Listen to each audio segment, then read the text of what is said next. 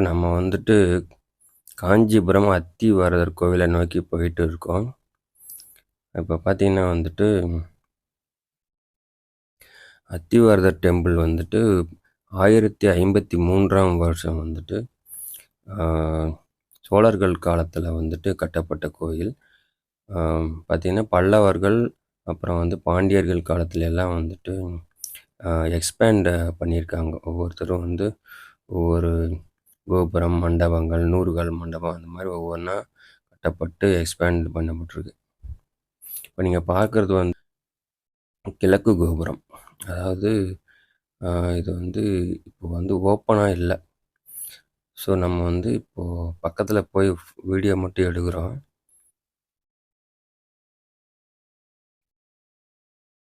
இந்த கோபுரம் வந்து இப்போ மூடி இருக்கு. ஸோ நம்ம வந்து அப்படியே ஆப்போசிட் சைடு போயிட்டு அந்த பக்கம் இருக்கிற கோபுரத்துக்கிட்ட தான் வந்து நம்ம உள்ளே வரோம். இது வந்து பார்த்திங்கன்னா வந்து ஆழ்வார்கள் வந்து பாசுரங்களால் வந்து பாடப்பெற்ற 108 திவ்ய தேசங்களில் ஒன்று. வைணவ திவ்ய தேசங்கள் 108 திவ்ய தேசங்களில் இதுவும் ஒன்று. திருமங்கையாழ்வார், அப்புறம் வந்து பூதத்தாழ்வார், பேயாழ்வார் இவங்கெல்லாம் வந்து முறையே பார்த்திங்கன்னா வந்துட்டு 4 பாசுரங்கள், 2 பாசுரங்கள், 1 பாசுரங்கள் இதெல்லாம் பாடி மங்களாசாசனம் பண்ண கோயில் இது. ஸோ அவ்வளோ பெருமை வாய்ந்த ஒரு கோயில் இது. வரதராஜ பெருமாள்,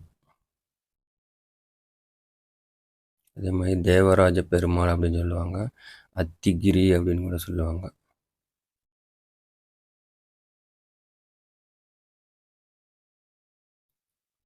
இங்கே பார்த்தீங்கன்னா வந்துட்டு 40 வருடத்துக்கு ஒரு முறை வந்து அத்திவரதரை வந்து அந்த குளத்தில் பள்ளி கொண்டு இருப்பார் இல்லையா, அவரை வந்து 40 வருடத்துக்கு ஒரு முறை வந்து வெளியே எடுத்து மக்களோட பார்வைக்கு வைப்பாங்க.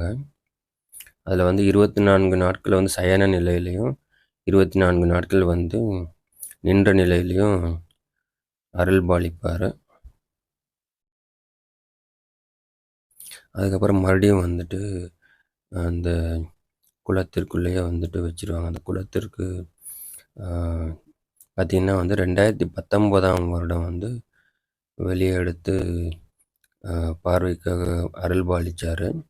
இப்போ பார்த்திங்கன்னா மறுபடியும் 2059ஆவது வருஷம் அடுத்து மறுபடியும் வந்து அத்திவரதர் வந்து வெளியே வந்து அருள் பாலிப்பார். அதே மாதிரி பார்த்திங்கன்னா வந்துட்டு 1979ஆம் வருடம் வெளியே எடுத்து இது பண்ணாங்க.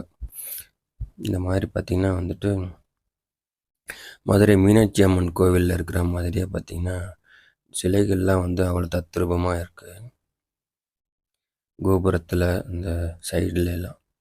இதுதான் வந்து அத்திவரதர் எழுந்தது அனந்த சரஸ் அப்படின்னு சொல்லப்படுகிற புஷ்கரணி. அனந்த சரஸ் அப்படின்னு சொல்லுவாங்க, அல்லது புஷ்கரணி அப்படிம்பாங்க. இந்த 4 காலில் ஒரு எல்லோ கலரில் ஒரு கோபுரம் இருக்குது பார்த்தீங்களா, அதுதான் வந்துட்டு அத்திவரதர். அது கீழே தான் வந்து இப்போ சயன நிலையில் பள்ளி கொண்டு இருக்கிறார். இங்கே பாருங்கள், இந்த எல்லோ கலரில் முன்னாடி இருக்குது பார்த்தீங்களா, இந்த 4 கால்கள் மட்டும் இருக்குல்ல, அதுதான் வந்து அத்திவரதர் பள்ளி கொண்டுள்ள இடம்.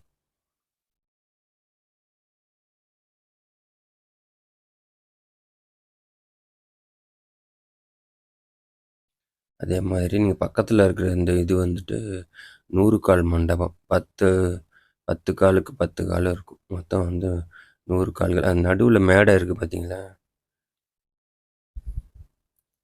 அதே மாதிரி இப்போ நம்ம பார்க்குறது சக்கரத்தாழ்வார் சன்னதி.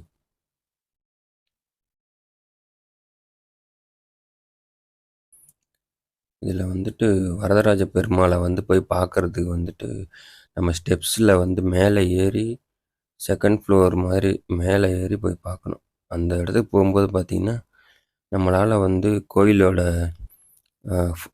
மேலே இருக்கிற ஃப்ளோரெல்லாம் பார்க்க முடியும், சீலிங்கே பார்க்க முடியும்.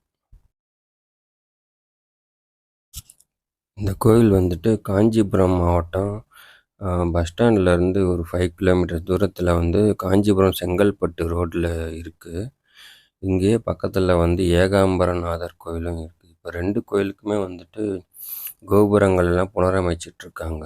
கூடிய சீக்கிரமே வந்து 2 கோயில்களுக்கும் வந்துட்டு கும்பாபிஷேகம் நடைபெற போறதா சொன்னாங்க.